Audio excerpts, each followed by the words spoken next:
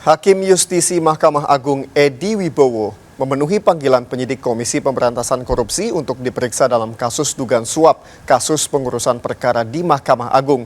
Penyidik KPK telah menetapkan dan menahan 13 tersangka dalam kasus yang sama.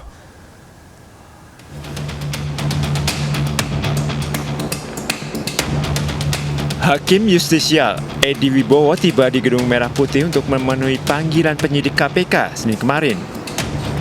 Sebelumnya, Hakim Agung Edi Wibowo telah ditetapkan sebagai tersangka dalam kasus dugaan suap terkait penanganan perkara di Mahkamah Agung. Hakim Agung Edi Wibowo yang mengenakan jas hitam langsung menuju ruang pemeriksaan yang berada di lantai 2 Gedung Merah Putih KPK. Ia didampingi oleh 3 orang kuasa hukumnya, termasuk Ahmad Yani. Edi Wibowo menjadi tersangka baru dalam kasus dugaan suap dalam kasus penanganan perkara di Mahkamah Agung. Ia ditetapkan sebagai tersangka setelah penyidik KPK menemukan kecukupan alat bukti dari proses penyidikan perkara suap yang melibatkan 13 orang tersangka lainnya.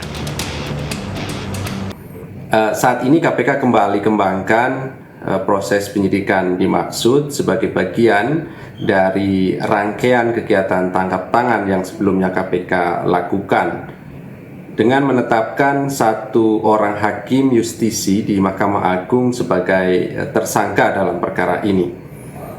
Mengenai pihak yang ditetapkan sebagai tersangka termasuk dugaan perbuatannya serta pasal yang diterapkan, tentu kami akan sampaikan nanti ketika proses penyidikan ini cukup dan kami juga melakukan penahanan terhadap tersangka dimaksud.